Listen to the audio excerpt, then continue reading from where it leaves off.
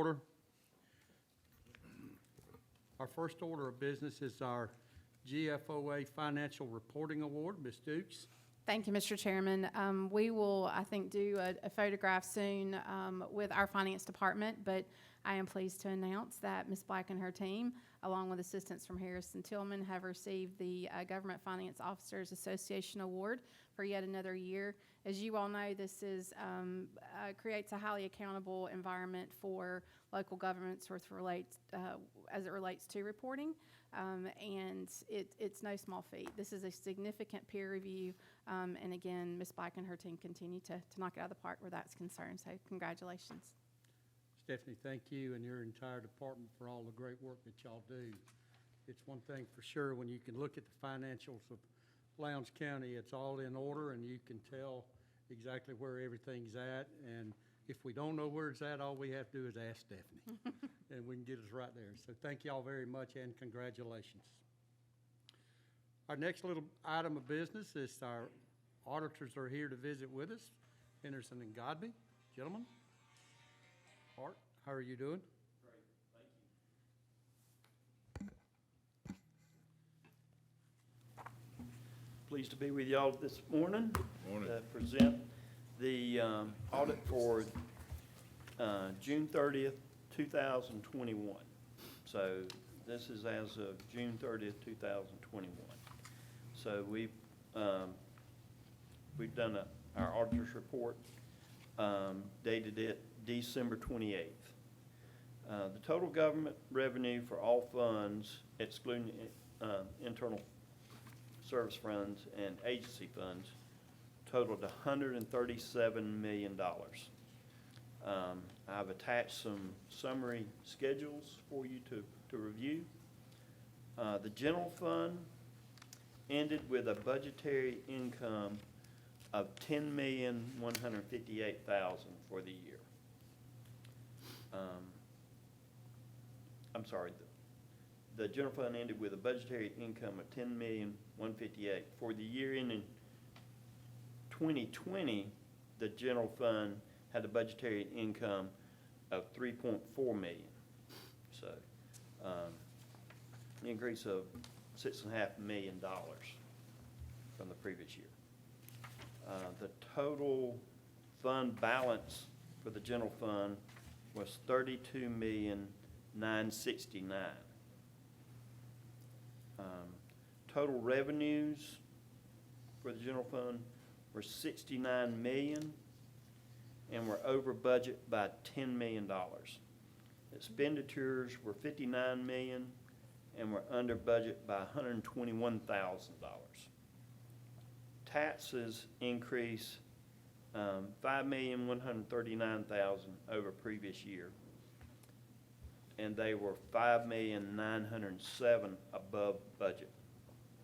The sales tax revenue was up $2,553,000 over the previous year, and the Corona Relief Funds accounted for $2,859,000. The special revenue funds had revenues of $25 million and expenses of $12 million. Total expenditures over revenue, total revenues over expenditures was $13,102,000. The American Rescue Plan Fund accounted for $11,402,000 of the revenue and $0 of the expenditures. The Special Services Fund accounted for $5,281,000 of the revenue and $4,278,000 of the expenditures. The Intergovernmental Grants Fund accounted for $1.4 million of the revenue and $1.4 of the expenditures. The E911 account accounted for $2,968,000 of the revenue and $3,627,000 of expenditures. Under the capital projects funds, total revenues were $32 million Total expenditures were 28 million. SPLOST 7 and 8 funds accounted for 27,631,000 of the revenue and 24,806 of the expenditures for the year. The SPLOST 7 fund still has 3,332,000 of funds left to expend. The T-SPLOST accounted for 3,478,000 of the revenues and 3,528,000 of the expenditures. Public Roads Fund accounted for 1.2 million of the revenues and 246,000 of the expenditures. Proprietary funds,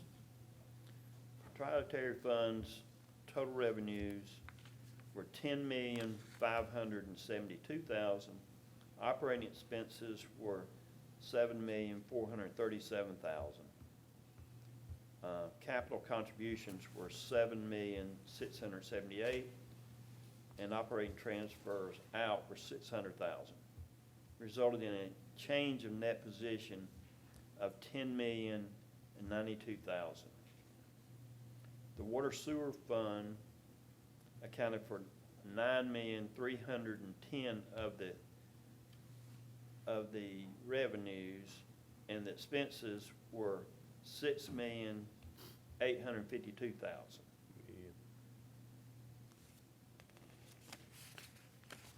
The net change in position for the water sewer was 9,566,000 for the year. The landfill revenues was 827,000. Expenses were 207,000, resulting in a net position of 469,000. The internal service funds had total revenues of 11,268,000, operating expenses of 10,738,000. The health fund had a net income of 569,000 on revenues of 7,332,000. And that is our presentation for the day. So any questions? Commissioners, any questions for Mr. Rogers? Mark, thank you again very much. We certainly appreciate the Thank opportunity. you. Thank you very much. We Well, appreciate we it. appreciate all your efforts in getting everything in on a very timely manner. Yes, It worked out very well, and so thank you very much for very your well. efforts. Thank you very much. Thank you.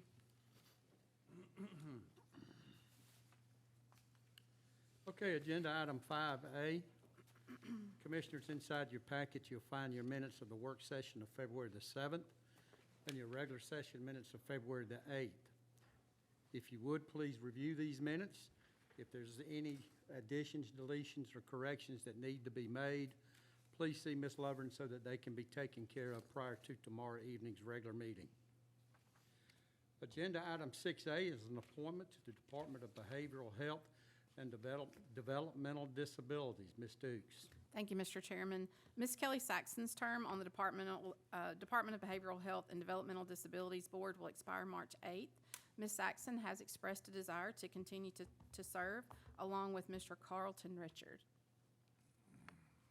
So we actually have two appointments. We have the one for a vacant seat and then the one with the current seat that Ms. Kelly Saxon has. Correct, yes, sir. Okay. Any questions? Okay, hearing none, we have one public hearing item, and this is the addition to the basic decorative street lighting district in Cypress Lake subdivision, Phase 4. This involves 26 lots at Plantation, and at Plantation Point subdivision that has 87 lots. Mr. Dillard. Thank you, Mr. Chairman. Good morning, Commissioners. Again, this is a petition regarding the 26 lots of Cypress Lake subdivision and the 87 lots of Plantation Point subdivision to be added to the county's basic decorative street lighting district. Notice has been advertised in the Valdosta Daily Times, and signs have been posted in the neighborhoods themselves.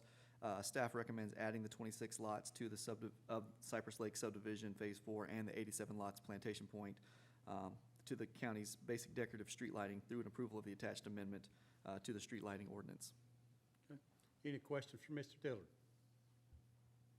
Okay. Hearing none, we'll move on to agenda item 8. This is a beer and wine license, doing business as JP Foods Number 2, located at 3663 New Statenville Highway. Ms. Black? Oh, I'm Ms. sorry, how Taylor's are gonna you doing?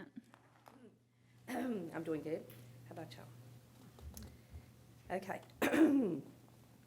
This is the one at 3663. This is Nevin Patel at Hari Krupa. And basically, they're just wanting a beer and wine license, and it's due to just a change in ownership. Any questions for Ms. Lorraine? None? All right, we'll move on to agenda item 8B, and this is a beer and wine license for the Busy Stop LLC, doing business as Misha Food Mart, located at 5139 Madison Highway.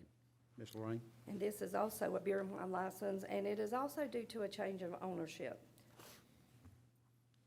Any questions? No, sir. All right, thank you, ma'am. Thank you. Agenda item 8C is the Language Access Plan and Resolution for Federally Funded Grants and Programs. Mr. McLeod. Good morning. Thank you, sir. The Language Access Plan addresses Lowndes County's responsibilities as a recipient of federally funded grants and programs. The commission did adopt a language access plan of May of 2020 for the Hourglass project. This plan has to be updated yearly based on the numbers and to also meet the compliance of the Title VI of the Civil Rights Act of 1964. Okay, any questions for Mr. McLeod? Thank you, Mr. McLeod. All right, our next agenda item is County Manager Report. Ms. Dukes. Thank you, Mr. Chairman. We have this morning with us Mr. Jeffrey Palmer and Mr. James Rosenbaum from our Utilities Department. You all saw a short video clip of their demonstration at Pine Grove for their STEM Career Day. We'd like to thank Commissioner Marshall as well for providing an opportunity for us to begin to be a part of that program. I started my request with Steve and his team to ask them to just put together some different types of water that the kids may be able to test and sample and get their hands on. The program day was meant to be interactive. And as a result of that, these two gentlemen took that to the next level and actually built the working model that's here before you today. So I wanted you all to see everything that went into that. Mr. Rosenbaum and Mr. Palmer are both very busy and just did a fantastic job. The children loved it, and as a result, Ms. Barwick has received a request for them to come back and do some more specialized training as it relates to water and sewer and the services that they provide. So, gentlemen, thank you for making Lowndes County look good. Thank you for your interest in our young people, and we appreciate everything that you do. So we have another presentation that's going to begin, but I wanted to bring the model in so that you all had an opportunity to take a look at it for yourself. Gentlemen, you all are welcome to hang around through the next presentation. I'd like a short demonstration on how it works. Absolutely. We can Gentlemen, get come on that.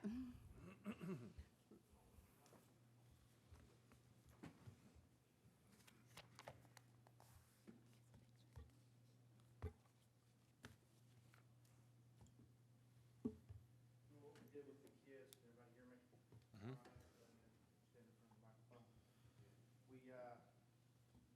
I appreciate the opportunity to do this and to present this to the kids. They loved it. And when we got that email requesting us to do this, my brain just went to spinning and thank you. All right. And just started thinking of things, used to be in youth ministry, just thinking of things that we could do to make this and bring this alive to the kids. And I talked to Jeff, and he had some good ideas, and so we just got together, and this is what we came up with. Mr. Palmer, if you'll help me out here. What we've got here is we've got a bucket back here full of water that represents the aquifer. We're standing on top of a 1,000 square mile aquifer body of water that we pull from, and I think the state of Florida pulls about 7 billion by themselves out of the aquifer. But that represents the aquifer, and we've got a pump in there. We've got a little well here with a little check valve, and if everybody was over here, you could see through this mirror, it'll actually fill up the tank. It's filling it up now. And yep. And after we fill it up, we shut it off and give them some examples. Right. Yeah, we'll start with the fire hydrant. We've got a little fire hydrant here to show the kids how much pressure comes out of that and for fire protections and stuff like that. And we were able to take some samples out of there. And then Mr. Palmer built a little house here that represents, and we've got a little service line here and a little spigot on the side, showing how we serve water, and that's what they drink. First question we usually ask them is, where does your water come from? And we had some very interesting answers to that. But we were able to explain to them where it comes from, how it operates, where we take samples, and the chemicals and stuff that we inject into the water. We've got a little injection building here with chlorine and fluoride, and I'll let Mr. Palmer kind of expound on I that. feel like I'm in the pulpit now again. But we did remind them for firefighting capabilities, there's a 20 PSI minimum that has to be required by the state. The fluoride and the chlorine, we went over when chlorine was introduced in the United States was 1908 in Jersey City, New Jersey. And now, from the last calculations, 95% of every water facility uses chlorine as a protection of foreign cryptosporidium and things like that grow in pipes. We also mentioned the fluoride. The fluoride helps in tooth decay, bone structure. Fluoride was introduced in Grand Rapids, Michigan in 1945, and we moved on to the pH. And the big thing about the pH is, I told the girls, I said, now if you got in the shower and your shampoo didn't shampoo your hair, you'd be hollering at Mom, we got bad shampoo, but it would be because you have hard water. And anything above a 8.5, your water would be bitter. But when you go back below the 7, then you begin to get acidic, which is bad for your boilers and all, and things like that. But P stands for the presence of hydrogen ions, and H stands for the hydrogen ions itself. So in this field, we have to know a little bit about chemistry. We have to do all kind of things dealing with water. We showed them how we tested the water. We even took some with no chlorine in it and showed them that it would show nothing. And then we added chlorine to show them the strength of sodium hypochlorite. To give you a little lesson on how sodium hypochlorite is produced, you take a salt solution and a soft water and you make a brine, and then it's electrified, and then you have sodium hypochlorite is what we use at Moody Air Force Base and parts of the county also as a disinfectant. It's very effective, safer than gas. Of course, gas is very deadly. So the Air Force decided we'd get away from that about 5 years ago. In April will be. So we had fun. One of the kids said the water come from the sewer, and I don't know where they live, but we need to go flushing over there. Most of them said faucet. They didn't have no idea. And the big key thing we hit on, just because water looks good, I'll tell all of y'all, doesn't mean it's safe to drink. You know, we watched the cowboy westerns. We all grew up in the cowboy times. I did. I loved the westerns. And you'd see them get off their horse and get a drink of water. And I encourage them, no matter how hot you get, how thirsty you get, do not do that, because water-borne diseases will kill you instantly. And it don't play around. So just because it looks good, remember that, and you pass that to your Of course, kids nowadays ain't gonna get out and play cowboys and Indians, so we ain't got to worry about that unless they get thirsty from the computer. But just because it looks good doesn't mean it's safe to drink. And some of them were very interested. This one young man was, I called him Sheldon. If y'all know who Sheldon is, he was young Sheldon, and he was studying to be some aerospace astronautic, some of that stuff. He said, but I may go into the water industry, and I'm like, no, you kind of stay where you're at. But it was fun. We had a blast. The kids, you know how kids are. Some of them were interested. Some of them were glad to get out of class. But for the most part, they all showed an interest and wanted to know about the water source, the aquifer, the pH, and all the things that we use to make it possible so they have safe drinking water. But there's a lot of process from the time it leaves the ground till it gets to the customer's hand. And in all the books we study, our key goal is to make it safe to the customer's tap, and that's our responsibility. Let me hand you back, SJ. I'll talk all day. So. Well, again, we appreciate you guys letting us do this, and we look forward to doing it again real soon. Thank you. Thank you. Y'all did a Mr. great Chairman, job. I think you can see why I'm so proud of this team on a daily basis. Okay, Ms. Dukes, before you get with your next presentation, I have heard it I need to be excused. I'm going to allow Ms. Evans, Vice Chairman, to take over in my place for a little bit. Thank you, Mr. Yeah. Chairman. Thank you. Madam Vice Chair, if it's okay with you, we will turn the meeting over to Mr. Dillard and let him introduce our next presentation. Thank you, Ms. Dukes, Madam Chairman. Again, we have Mr. Corey Hull with the Valdosta Lowndes Metropolitan Planning Organization, several members of his staff and other members of the Regional Commission here today. They also engaged Ms. Whitney Shepard as a consultant to help them with this 2045 socioeconomic data study, and they're here to present some of their findings today, as well as begin planning for the 2050 socioeconomic data study. Mr. Hull? Thank you very much for having me. The Metropolitan Planning Organization is the federally designated transportation planning agency for metropolitan areas throughout the country. There are 400 different organizations like us throughout the nation. Your county manager currently serves as the chair of our policy committee, and Chairman Slaughter serves on that committee as well as several other officials. Today, we're going to show you a study that we actually did about 4 years ago, our 2045 socioeconomic data study, to look at what we thought at the time, with the assumptions that we had back in 2015 and 2016, what growth was going to look like in Lowndes County in the year 2045. Where were people going to live? What kinds of where were businesses going to be locating, industries, things like that. One of the things that we use this for in transportation planning is to help us determine where road capacity needs to be, where new roads need to be, where we need to widen roads. But there are great opportunities to use this in other types of planning, and this study has been used to inform your last comprehensive plan update. And as we have begun talking about where growth is in our community, we wanted to have this opportunity to kind of dive a little bit deeper into the models we use. They're not nearly as visually pleasing as this one. But the models that we use is to how it can help inform you as elected officials for what future growth might look like and what policy changes you might want to make in your community. So we've retained Whitney Shepard. She wrote this report for us several years ago, and she's currently on staff. We're working with us as a staff consultant right now. So I'm going to turn it over to her, and we'll go from there. Corey, before you do that, could you introduce the rest of your folks that are here? Because I work with them daily, weekly, and appreciate what they do, and I want the commissioners to know who's here. Yes. Today we have with us Lcboc Ws. She is the planning director at the Regional Commission. She's not really on my staff, but a counterpart. And then we have Amy Martin, our senior planner. And Cameron Chavaria, he is one of our newest staff members, a new planner at the Regional Commission. Fantastic. Thank you. Thank you.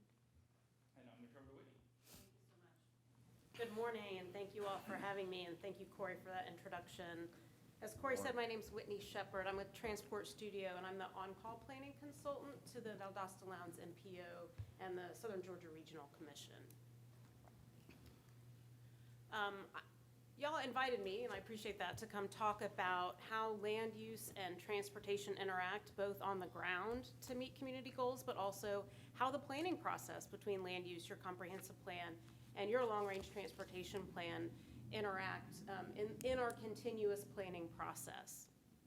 I will dig into some technical details, so I ask you to bear with me, but I'm happy to answer any questions about how we develop the land use assumptions that we use to inform your transportation planning.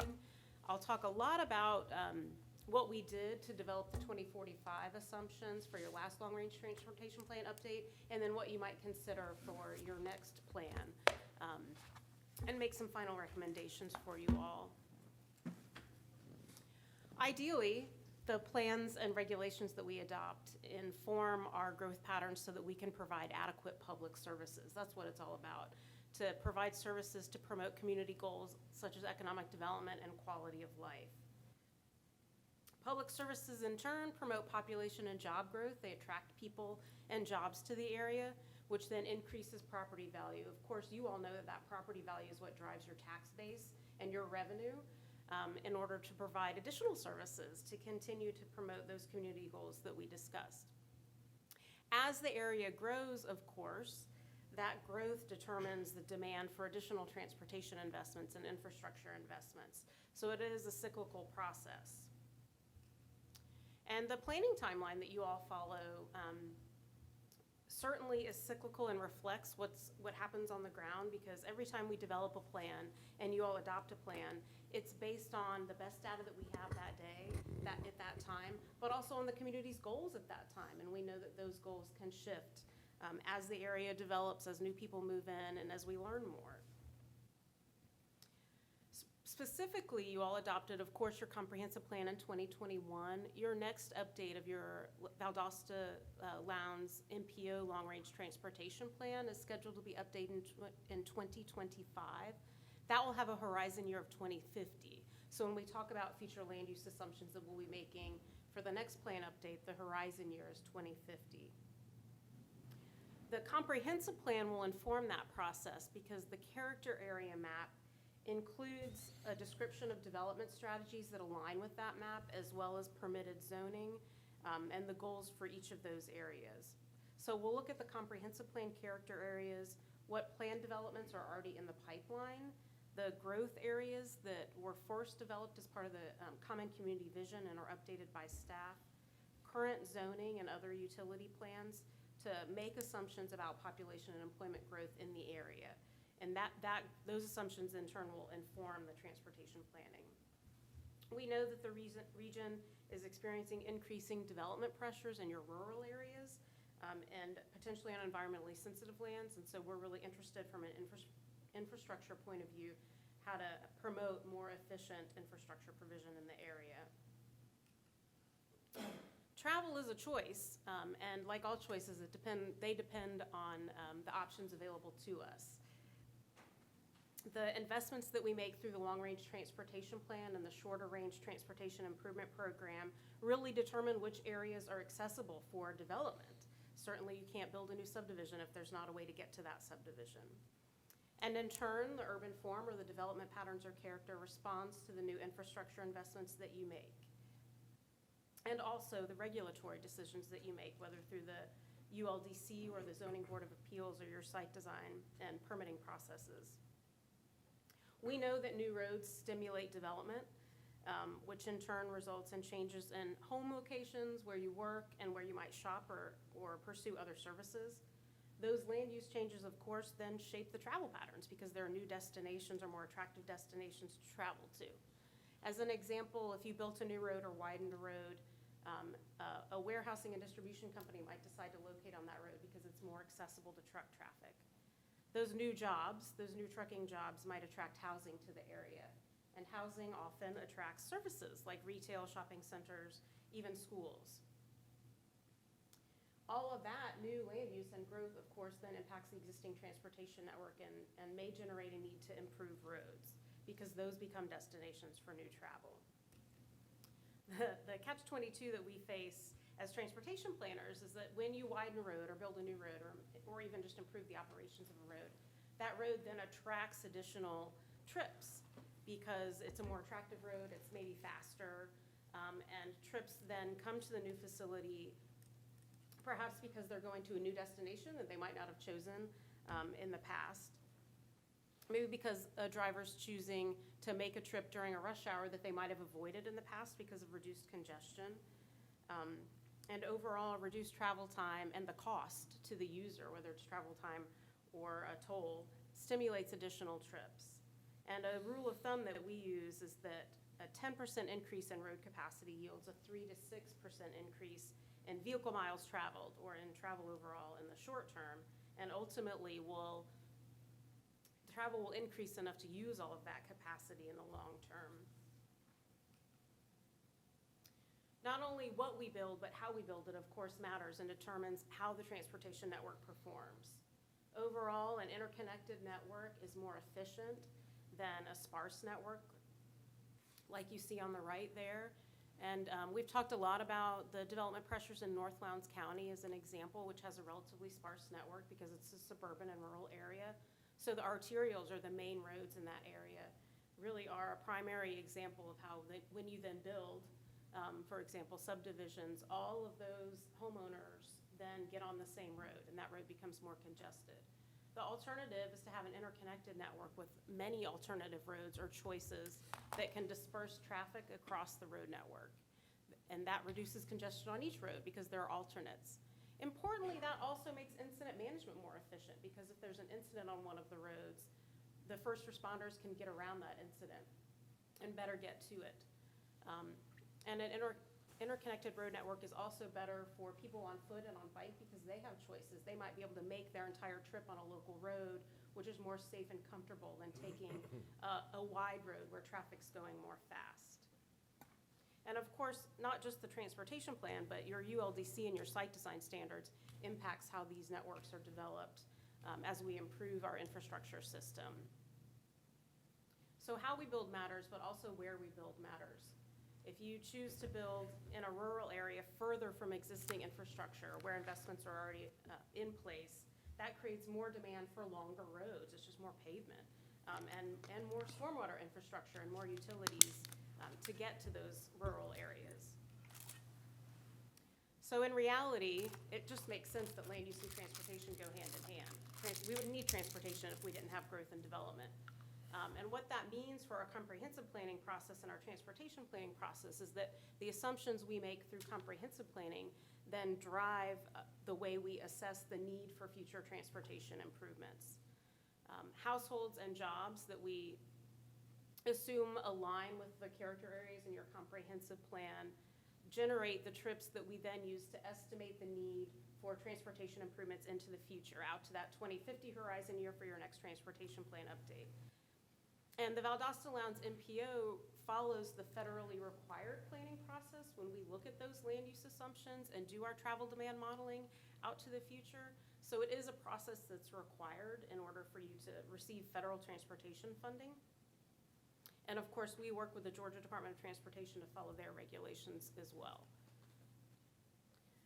So what that means on the ground is that we develop both population and employment projections out to your horizon year. This past plan had a 2015 base year.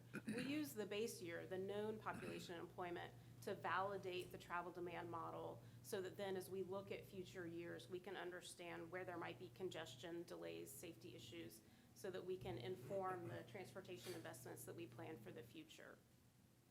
Your last plan had a 2045 horizon year.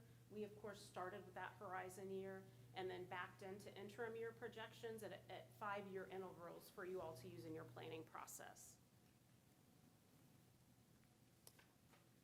A little bit more about that. After we determine county-wide totals based on a range of sources that I'll discuss on the next slide, we then distribute growth based on the character areas in your comprehensive plan, the common community vision growth areas, your existing zoning, access to water and sewer, because as you know, if an area has access to existing water and sewer, it's more likely to develop.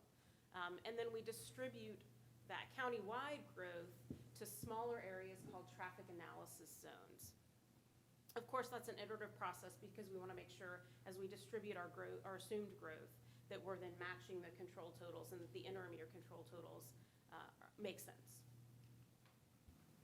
So for the 2045 model year or horizon year, we looked at a range of sources. These are just a few so that you can see how they compare. Hopefully that slide's more clear for you all. We always start this process by looking at the Governor's Office of Planning and Budget because they develop population projections specifically for these purposes. GDOT also has their own model called REMI. They hire the regional economic models as a consultant to develop population and employment projections for their statewide modeling purposes. So we look at how that compares then to different growth trends, both exponential and linear growth trends.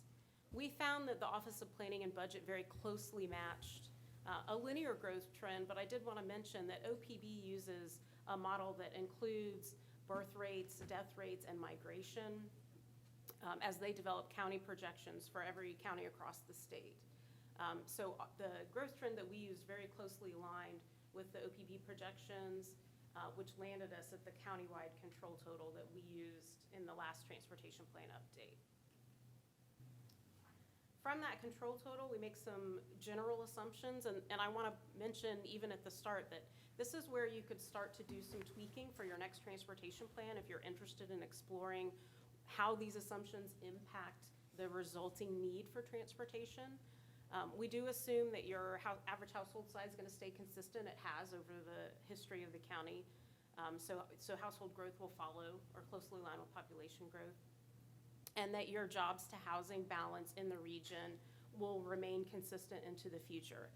Actually, when we look at the MPO boundary, the census uses a jobs to housing balance to understand where to draw that boundary.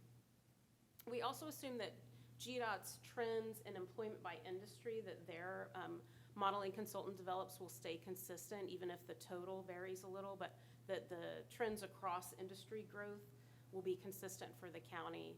And of course, that school enrollment will follow population growth.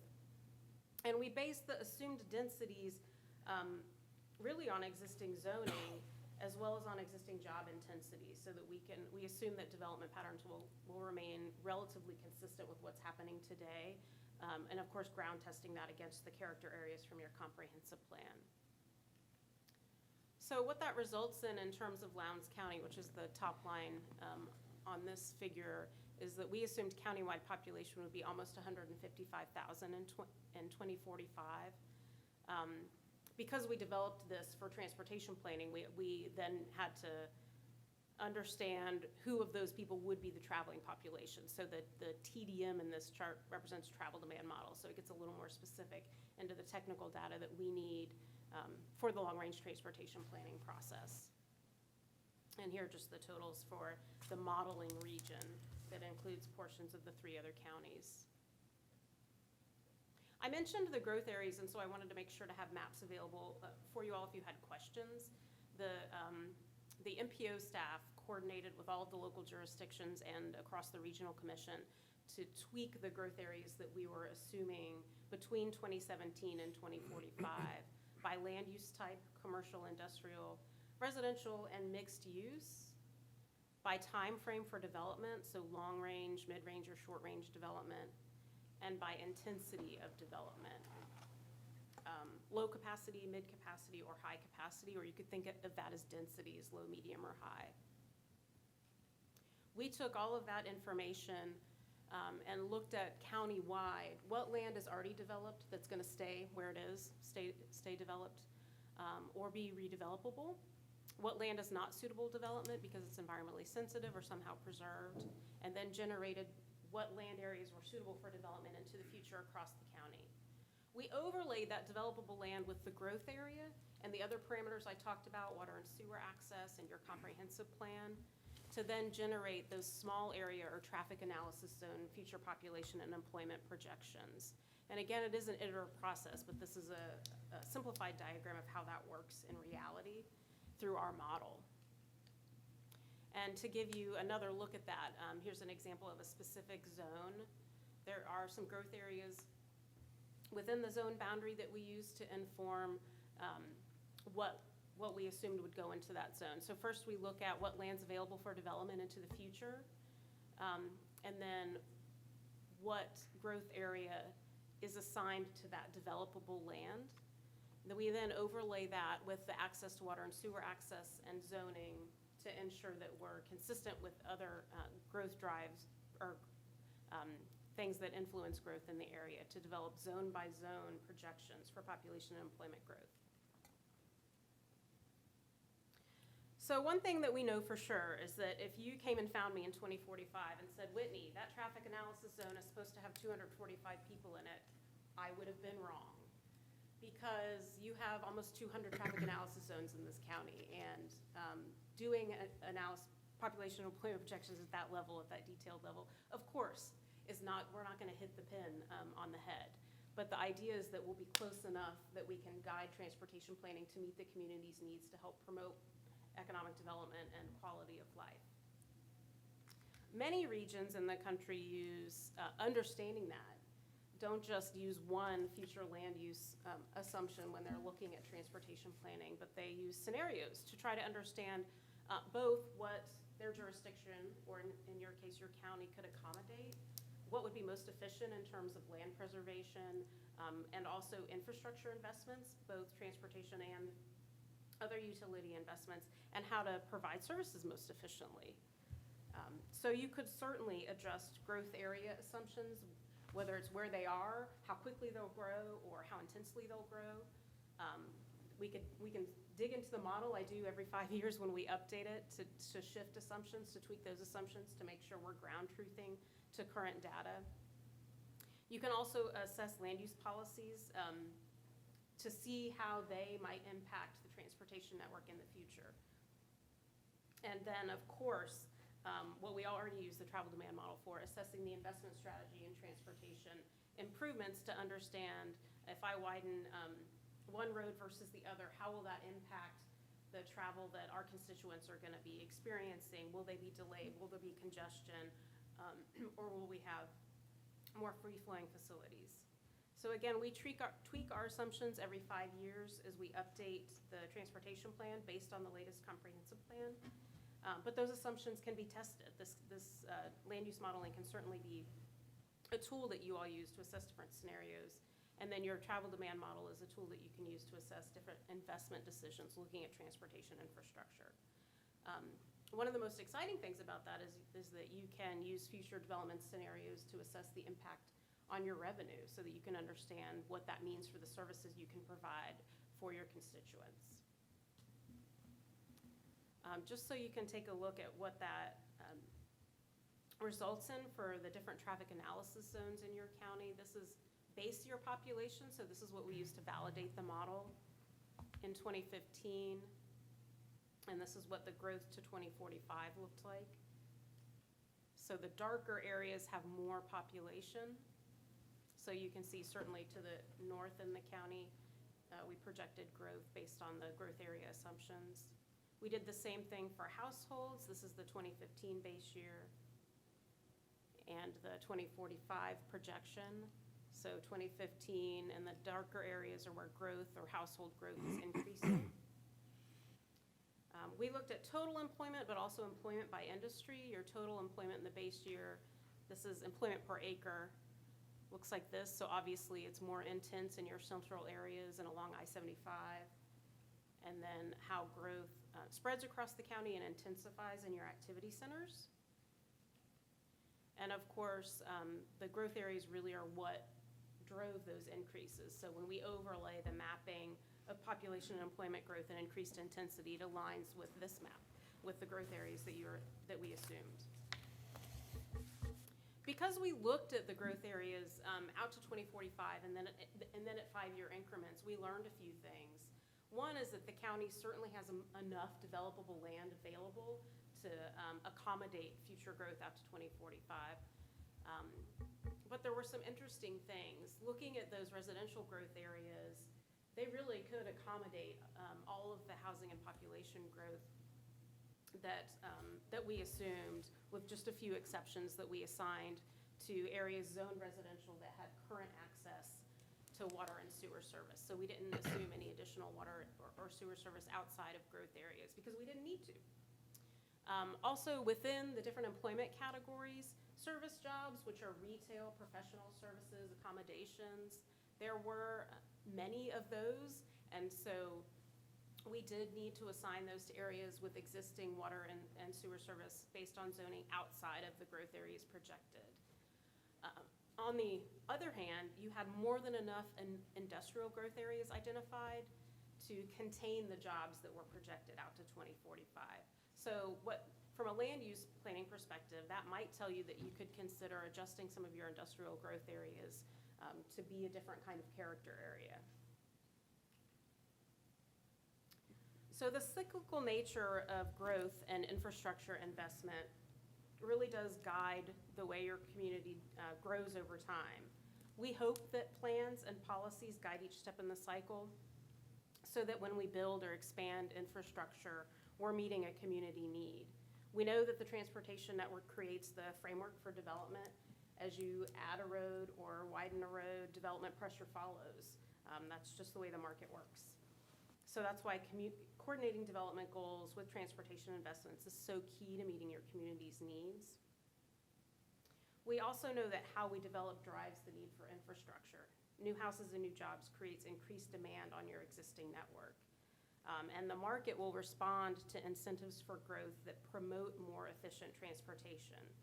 It's just a fact that suburban residential development consumes more land, but it's also much more auto-dependent. Mixed-use activity centers, like many of those that are specified in your comprehensive plan, provide for shorter trips and more efficient transportation because point A is closer to point B. If I have a school or a shopping center close to my house and I can walk or bike there or take a shorter trip there, I probably will. It's certainly more cost-effective for government to concentrate development in areas that are already served by infrastructure or in more dense and intense nodes of development that preserve rural areas around those nodes. And more diverse development types, of course, encourage choice so that your existing families and incoming families can choose the kinds of areas that they'd like to live in. So I would encourage you to think about how you can use the transportation planning process to look at different future scenarios, whether they're, of course, we already look at them for different transportation investment scenarios, but also looking at them to explore different policies in your land use, permitting or incentivizing development that's clustered in your activity centers and how that might impact the need for transportation investments. Overall, I know during your comprehensive planning process, you had a lot of dialogue with residents who were concerned about future development out to 2045. I would just say let's continue to have that dialogue. And certainly moving into your transportation planning process, understanding the coordination between comprehensive planning and long-range transportation planning should really inform that process. I think it's always important because we're in the business of providing services to constituents, that we understand how planning decisions can impact revenue, and then how that then impacts how we provide those services. Again, you can use the transportation planning process to evaluate the growth area assumptions, the future growth assumptions that we talked about. So it's a powerful tool for you to work with the MPO throughout that process and assess land use scenarios as well as different transportation investment alternatives. And I thank you very much for your time. I know thinking out to 2045 sometimes is not the most exciting thing, but I really am encouraged that you all wanted to have more information as you move forward into your year. So thank you again, and I'd be happy to take any questions. Any questions? Thank you.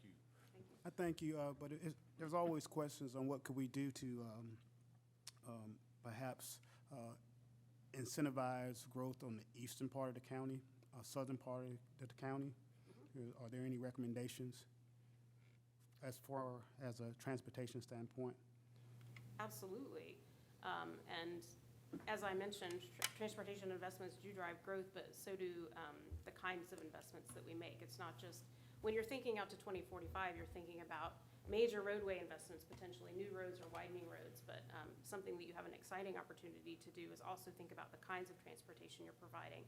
We know that as our populations age, but as well as younger populations, millennials, thinking about where they want to live and work, they really are more interested in walkable, more mixed-use kinds of developments. So it's the trend since I've been in this business. We've never seen anything like the way millennials aren't getting driver's licenses and aren't owning cars. So understanding that if you want to attract growth, providing those choices through your transportation investments is the way to go. And that means looking at everything from your ULDC to your site design guidelines to ensure that you have connected road networks, as well as bicycle paths, multi-use paths, and sidewalks that are safe and comfortable for people as your area develops.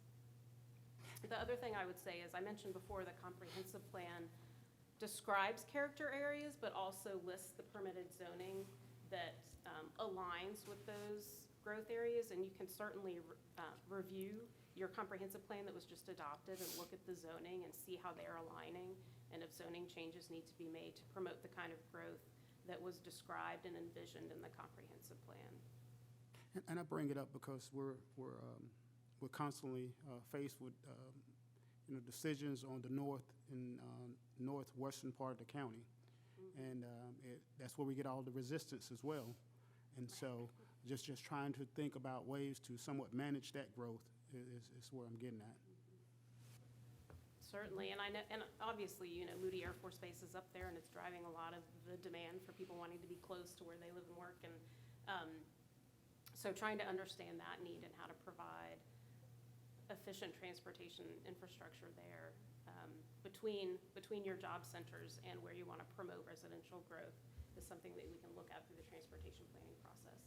And just thinking about conversations we had about widening possibly Valdale, I'm just thinking about that whole Bethany area and all of that, those conversations we've had, I know I like to see just some dynamics on where we're looking at that, because we're facing that every day, just about. So will this be available to any of the commissioners, this presentation?